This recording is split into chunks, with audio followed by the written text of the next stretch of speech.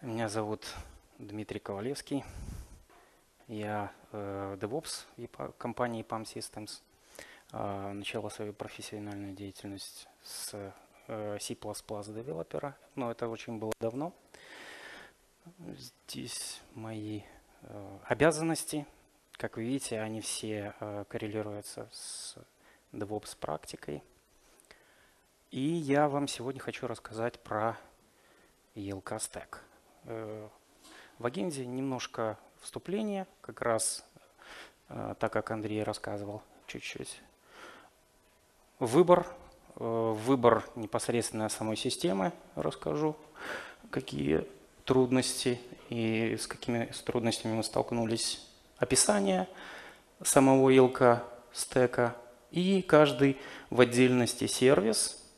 И вас ожидает бонус приятный. Дополнение, как устанавливать у себя на рабочей станции полнофункциональный ELK стек. Ну и, естественно, вопросы.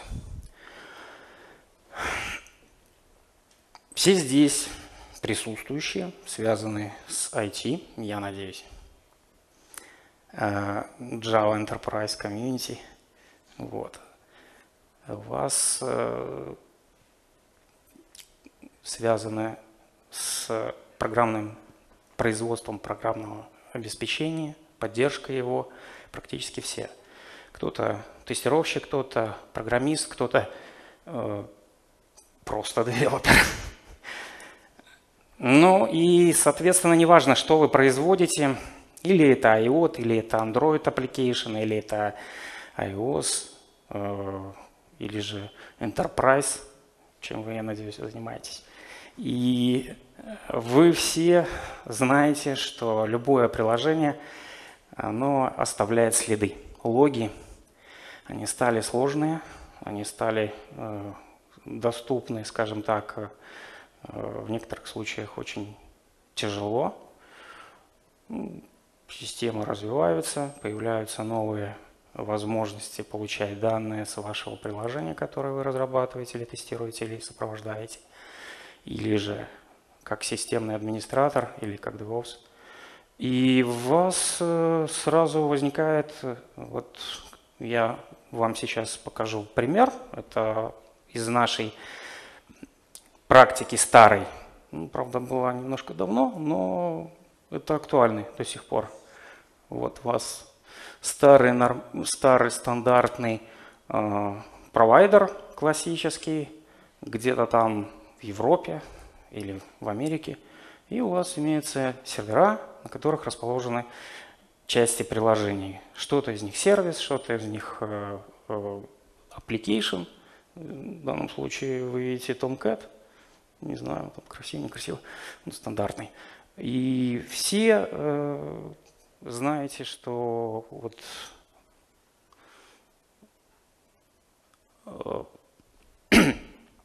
прошу прощения. Так вот, стандартное приложение из нашей практики однажды, когда мы уже установили, разработали, запустили, было все замечательно, мы были горды за это, и произошла такая ситуация, мы получили сообщение в час ночи, в 3 часа ночи. Вот, сервер недоступен, заказчик звонит, что случилось, ай-яй-яй. Поднимите быстрее, у нас там в Америке рабочий день, все хотят увидеть что-то интересное. И мы кричим, ай, что делать? Ну, все поехали ночью там, на такси, на работу, кто-то удаленно. Посмотреть логи, найти, в чем проблема. У вас, прошу прощения, это раньше, у вас стандартный набор инструментов. То есть, если у вас, как правило, все сервера находятся Linux, application развернуты на операционной системе Linux, то у вас стандартный набор команд, которые можете посмотреть. Это занимает огромное количество времени, просто кошмарно, один человек не справится. И целая команда первый раз пыталась достичь, найти, в чем причина, порядка 3 часов. Но тогда, когда у вас 200 гигабайт, ну, к примеру, как у нас было, или больше, или меньше, но где-то порядок, это просто кошмар. Это превращается, ну, в трагедию. То есть слезы текут, это невозможно. Заказчик звонит, давай подымай быстрее, что ты делаешь? Ну и вот. А особенно, когда заказчик это все расположено секьюрно, изолировано, фаерволами обвернуто, и достучаться или скопировать логи к себе и посмотреть, уже развернуть там что-нибудь, все, это невозможно. И так, ну это не первый раз, несколько случаев были. Есть стандартные приложения, модные, так как сейчас разрабатываются, в контейнерах, в данном случае JBoss, application внутри контейнера. И точно так же application оставляет логи, где они расположены. Либо ими управляет Kubernetes, либо он внутри контейнера, или где-то все. Но все равно вы должны их получить, если что-то случилось с приложением. Если еще автоскейлинг включается, и у вас контейнеры начинают вот такую вот пляску, то есть что-то исчезает, то вы не оставили логи, контейнер пропал. Все, вы не знаете, что случилось. Угу, логично, мы должны найти какую-то систему, которая это все собирает в одно место, хранит и дает нам возможность смотреть, искать, использовать ее. Это Log Management System. Что нам надо было? Что мы хотели? Ну, так как были ограниченные ресурсы, мы пытались доказать заказчику, что она действительно нужна. Ну, зачем он? У меня нет ресурсов, нет денег, давайте вот. Что мы хотели? Ну, естественно, это бесплатное что-то такое, нормальный поисковый движок полнотекстовый, естественно, что-то распространенное, легко использование, легко устанавливающееся. Ну и как бы всем известное. Мы пошли искать. Что-то искали, там, к примеру, Dynatrace или же там Sumo Logic. Замечательная штука, просто супер замечательная. Но, естественно, заказчик нам денег не дал. Вот. Мы начали выбирать из того, что бесплатно, или же open source, или же free to use. Некоторые просто страшно смотреть было, тем более, что, скажем так, нам нужно было систему устанавливать как на стороне заказчика, так и у себя, чтобы она одинаково была, и development environment, и точно так же production смотреть. Мы посмотрели, что из всего того, что есть, нам подходит только LK Stack. Основной, так скажем, мотиватором его использования это как раз большое количество компаний, которые непосредственно используют ELK в различных вариантах, или как сервис, или как совместно. Это достаточно большие компании известные. Кстати, с картинки с сайта ELK Stack взяты. И вот он, ELK Stack, что это такое? Я хочу вам о нем рассказать. Выбор, конечно, то, что выбор остановили на ELK Stack, это основные 3 сервиса, которые действительно реально популярные, надежные, и я о них вам расскажу. Ну, ELK родилась, естественно, все логично, по первым буквам названия каждого сервиса, главных сервисов, ELK или ILK, это лось. Но, скажем так, всем вам, большинству из вас где-то в каких-то местах и уже знаете, известен этот стек, надеюсь. Вот. Поэтому время шло, ELK развивался, и потихонечку он оброс дополнительными сервисами и превратился в Elastic Stack. Ну и добавилось определенное количество плагинов и сервисов. В данном случае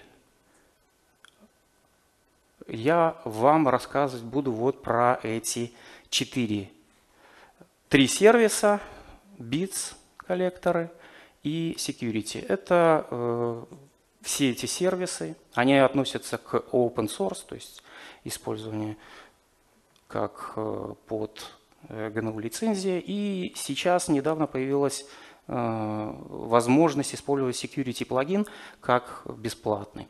Все остальное, как Cloud, так и плагины Alerting, Monitoring, Reporting и Graph, сейчас пока платно. Вы скажете: господи, ну что, ты же искал open source, а тут вот, пожалуйста, платное. Есть, скажем так, дополнительная информация о том, что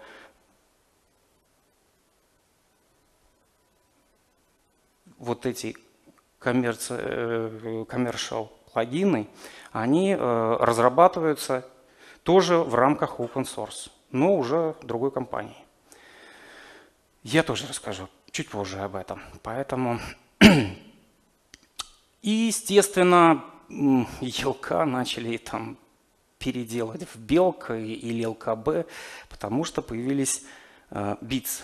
Bits тоже расскажу, это коллекторы отдельные. И я вам хочу вот начать с самого начала, с первого сервиса.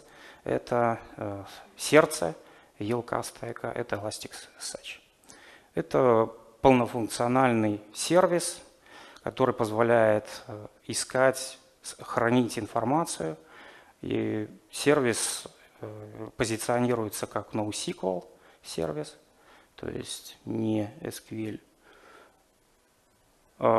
Масштабируется легко, очень устойчив, но интерфейс у него REST API, и, соответственно, вся информация или которая закладывается или сохраняется в Elasticsearch, она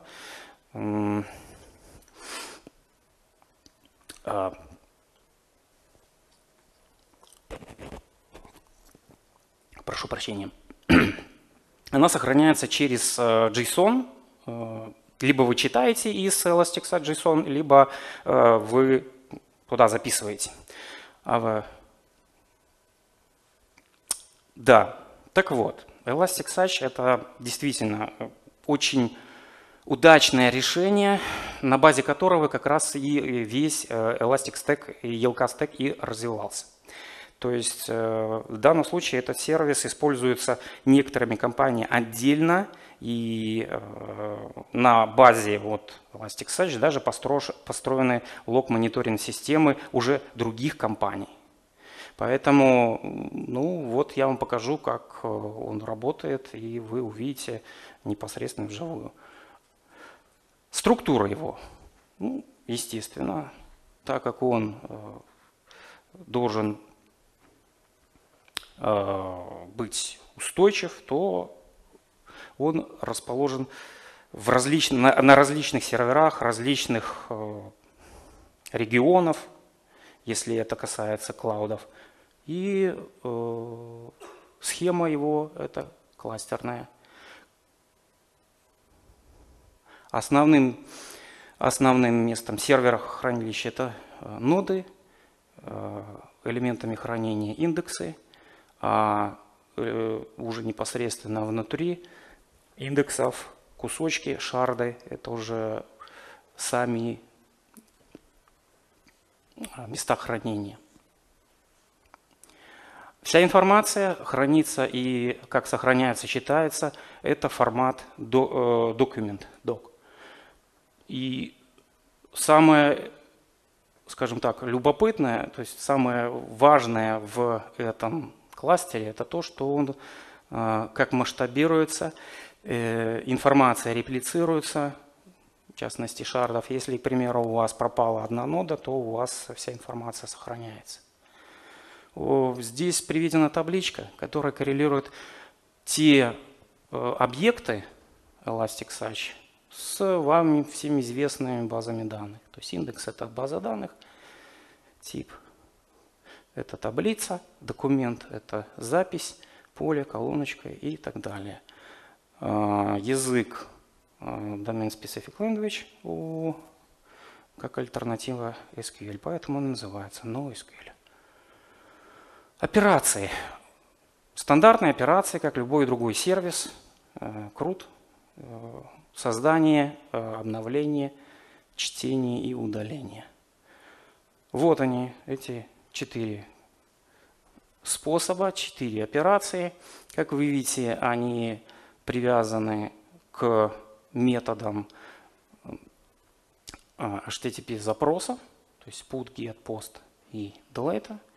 Их, в принципе, легко идентифицировать. Ну и, естественно, ту информацию, которая содержится в префиксах или в экстеншенах. Я вам сейчас покажу, как работает CRUD. Так, секундочку.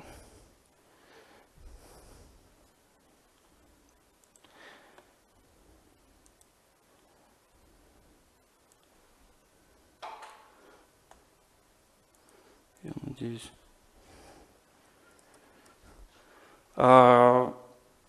Предварительно, чтобы вам показать, значит, в данном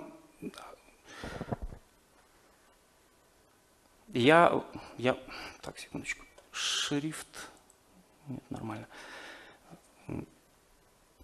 ELK стек в моем случае развернут на workstation, 2 виртуальные машины, одна из которых, на которой развернут ELK, Elasticsearch, Logstash и Kibana. И в данном случае я использую операционную систему CentOS, Linux CentOS 7. И в конце лекции, как бонус, вам будет показано, как вы сами самостоятельно будете установить с помощью дополнительных инструментов, DevOps инструментов, у себя развернуть точно такой же стенд.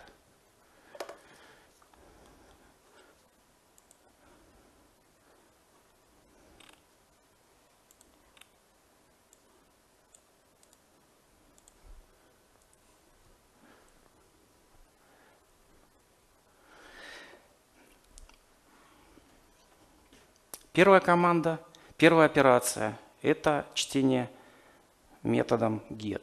Как вы видите, здесь я запустил bash файл, Linux bash файл, которым демонстрационно по порядку я использую каждый метод и описываю его назначение. В данном случае я использую стандартный Linux команду, она очень старая, curl. Большинство, более чем уверен, что все ее знают. Это команда, которая работает с веб-сервисами, с REST API и все возможные выполняет операции, те, которые можно, к примеру, выполнить на SOAP UI или, к примеру, любыми программными продуктами, которые используют RESTful API. Первая команда нам показывает о том, что мы используем метод get.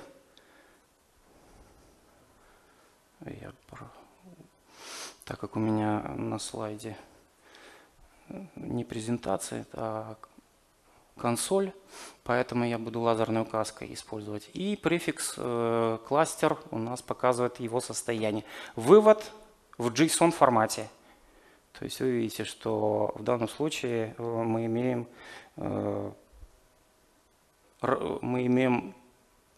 в нашем случае использование ELK stack, то есть Elasticsearch как JSON over HTTP через протокол HTTP.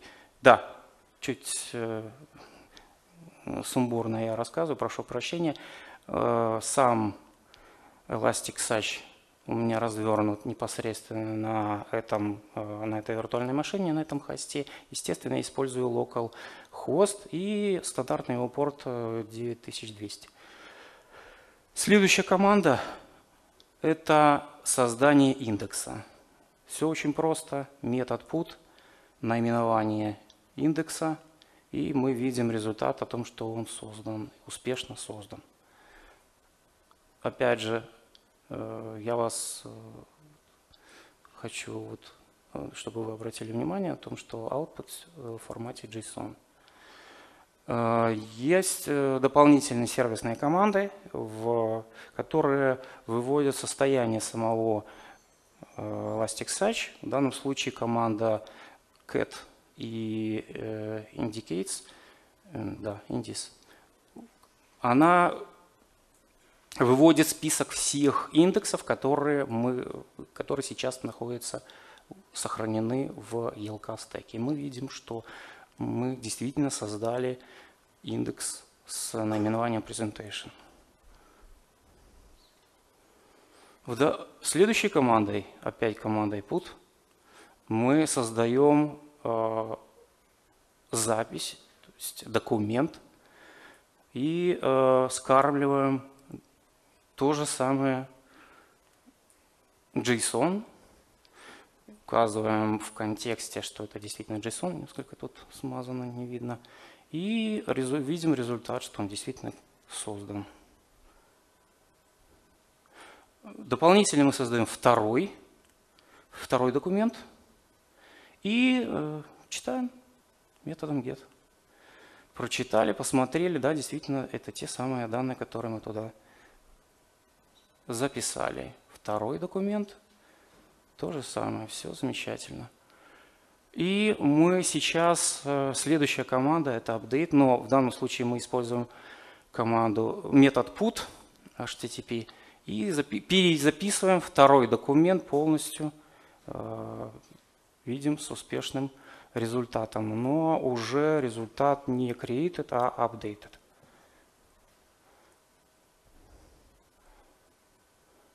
Вот новые значения, новый документ, и мы видим, что здесь эти новые данные совсем другие, не так, как первый раз мы записали. Следующей командой post уже непосредственно мы осуществляем обновление, апдейт только части самого документа. Берем только 3 поля. Age, City, State. И смотрим, да, действительно у нас эти поля обновились. Следующим командой, методом get, здесь я показал, что возможно взять у документа только часть информации, только 4 поля, к примеру, в данном случае. И последняя операция – это удаление, delete, подтверждением о том, что мы видим из списка нет этого индекса. Так. Вопросы есть какие-то? Хорошо, отлично, просто замечательно. Продолжим. Следующий сервис Logstash. Значит, если вы кто-то слышали FluentD, вот это аналог. То есть более современная версия. Компания Elastic, доработала этот сервис до достаточно серьезного такого состояния. Она использует все возможные протоколы. Этот сервис, он осуществляет сборку информации, ну, там, возможно, подключается к какому-то сокету, читает из файлов, трансформирует ее и доставляет в нужным потребителям, то есть тот, кто получает эту информацию. В нашем случае это Elasticsearch. Я вам рассказывал, что Elasticsearch – это место хранения информации, то есть NoSQL база данных. Вот. И этот сервис, естественно, точно так же, как и Elasticsearch, open source. То есть вы можете даже сами исправить, если там найдете ошибку. Работа его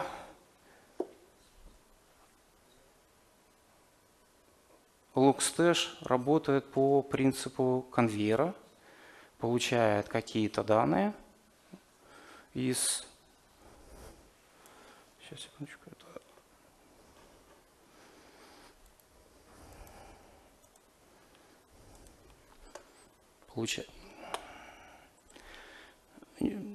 Сервер, ноды или же какие-то базы данных. Ну, все что угодно. Потом я на схемке покажу вам список плагинов в части input, который позволяет это осуществить, трансформация, фильтр, и output – это плагины изменения в том формате, в котором мы хотим получать эти данные. Ну, вот в данном случае их отсылает в Elasticsearch сервис. Стандартный конфигурационный файл. 3 части. Input, фильтр, output. Ввод информации, трансформация ее и вывод на предоставление, вывод его в какой-то output. Типы ввода, типы инпута, получения информации. Они здесь приведены на картинке стандартные, то есть из файла TCP, UDP протокол используется, bits, к примеру, наш, вот о чем я буду рассказывать, это специальный плагин, который получает информацию от коллекторов, это специальные мелкие сервисы, тоже в ELK Stack входят, я вам сейчас их покажу. И знаменитый мониторинг системы Zabbix. Вот, пожалуйста, весь список тех плагинов, input, которые вы можете выбрать любой, абсолютно использовать. И серьезно, я не думаю, что вы что-то найдете, какой-то протокол, который бы вас не удовлетворил. Практически все, что известно, все здесь есть. Простые примеры. Input из файла, просто чтение из файла. Формат. Генератор элементарно генерирует пустые числа для тестирования там, или чего-то еще. Вот рабочий кусочек кода. Input – это как раз чтение информации из базы данных. В данном случае это Oracle Instance. Это кусок кода живой, взят из проекта, просто изменены параметры. Кусочек – это input от bits, тех коллекторов, о котором я рассказывал. И вот, пожалуйста, список тех коллекторов, которые предоставляет компания ELK Stack. Я вас прошу, если вы кто-то знает о них что-нибудь, расскажите, что они выполняют. Вот ваши идеи. Что-что?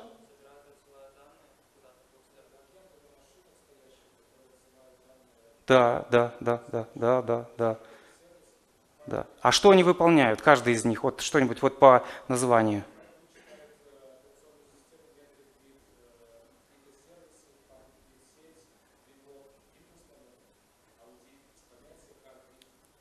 Есть идеи у кого-нибудь еще? Ну хорошо, не буду вас мучить. FileBit читает как раз из лог-файлов различных. Metric-Bit осуществляет просто мониторинг и сбор информации, состояние самих ресурсов операционной системы. Также он замечательно дружит с Kafka, Docker, Rabbit. Они все отдельно устанавливаются, каждый из них. То есть так, как вам нужно. Надо FileBit, пожалуйста. В PacketBit Networking, лог, AuditBit. аудит самой операционной системы, то есть какие пакеты установлены, вся информация абсолютно, версии и так далее. Heartbeat – это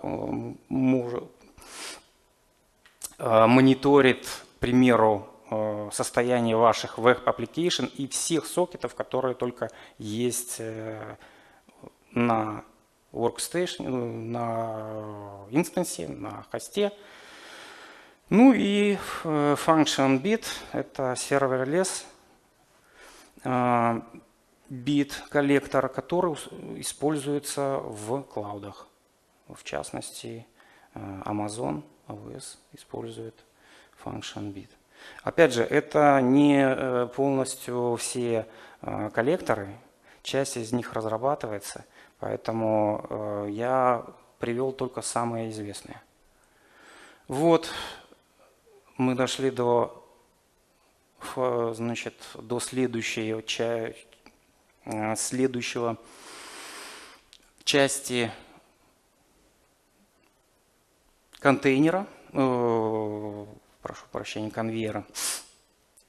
И здесь вы видите плагины, которые используются в этом конвейере. В этой части пайплайна Logstash фильтр. Несколько непонятные, давайте я вам расскажу подробнее о них. В частности, у меня очень легкий фильтр. Это разделение, то есть получение, трансформация данных из CVS. Объяснять вам, что такое CVS, это просто файл, разделенный определенными сепараторами, то есть знаками, в частности, вот запятой, там точкой запятой, там равно чем угодно.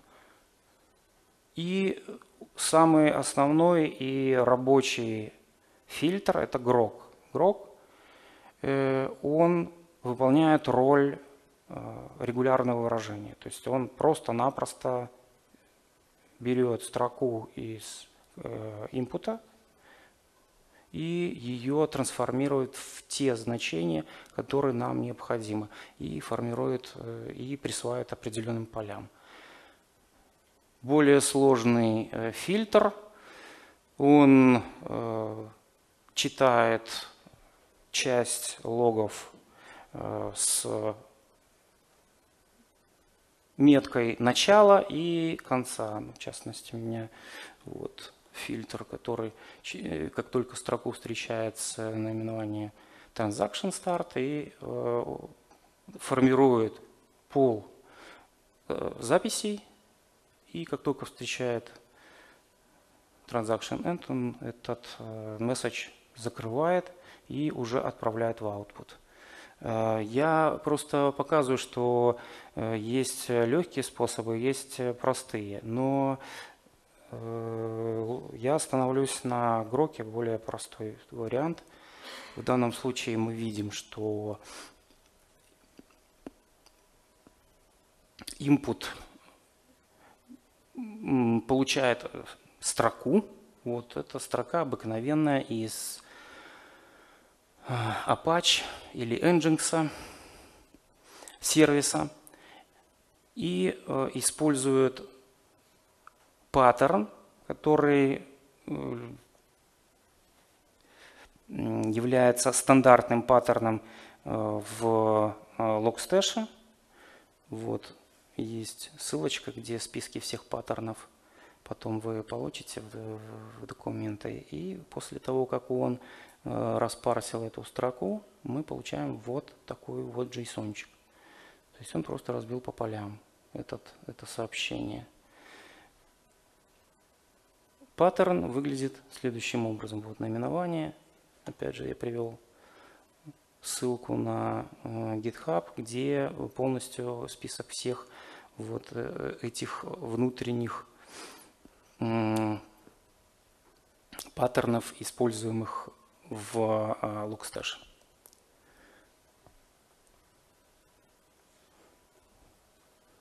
Опять я вернулся, но уже более подробно. Это расшифрованный паттерн, простая строка.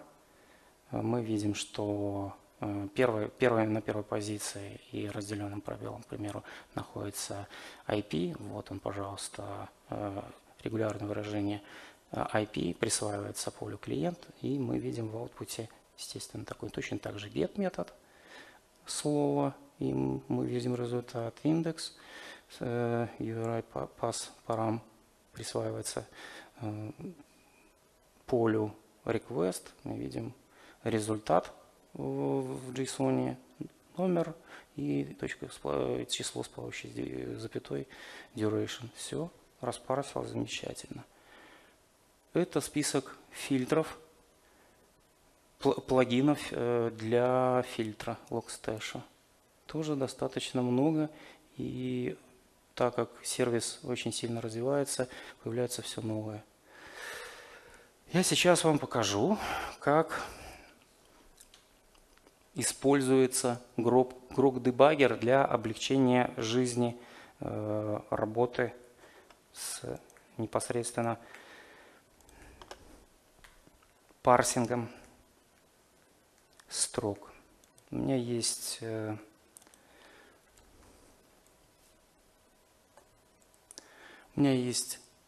уже открытая страница с external Grok Debugger. То есть Grok Debugger непосредственно у самого ELK стека и есть внешний. Ну вот я вам покажу, как работает внешний Grok Debugger. Это стандартная строка Nginx, нет, Tomcat. И, пожалуйста, мы получаем, после того, как мы вставили регулярное выражение формата Grok, JSON файл, JSON с разбитыми на поля и с данными в каждом поле. Все, в общем-то, понятно, и я думаю, что визуально